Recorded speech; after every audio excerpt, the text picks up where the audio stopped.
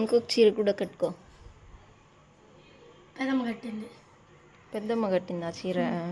అవును, బాగుంది. మా అవ్వ తాతలు చనిపోయిన రోజు ఇది అన్నమాట.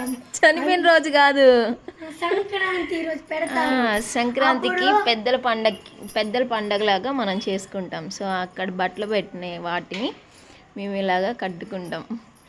మా ఇంట్లో వాళ్ళు కట్టుకుంటారని చెప్పాలా. మా ఇంట్లో వాళ్ళు కట్టుకుంటారనమాట.